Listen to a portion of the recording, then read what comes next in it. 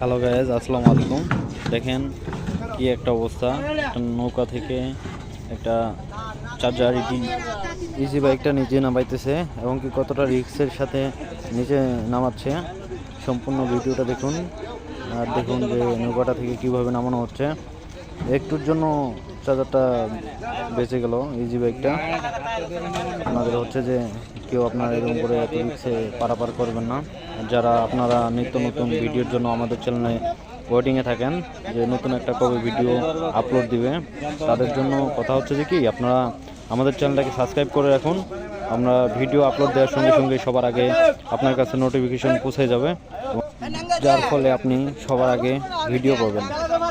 দেখুন এই যে গাড়িটা সবাই এদিক ওদিক করে নামাচ্ছে, কতটা কষ্ট করে এবং কি দেখেন কি রিক্সের সাথে নামাচ্ছে, কতগুলো মানুষ ধরতেছে, আস্তে আস্তে নামাচ্ছে। এই যে অটোটা ইজি একটা সামনের দিকটা একটা মনে হয় আশঙ্কা আছে, অনেকগুলো মানুষ এখানে আশেপাশে যাচ্ছে যাতে ইজি বাইকটা কোনো সমস্যা না হয়।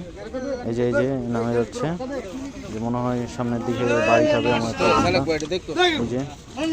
আশা করি আপনারা কেউ এরকমভাবে রিস্ক নেবেন না। আমরা একটু ঘোরা হলেও সড়ক পথে একটু ঘুরেই যাবো, তবু এরকমভাবে কেউ যাবো না। এখন নৌকাটাই প্রান্ত থেকে নদীর ওপর প্রান্ত যাবে।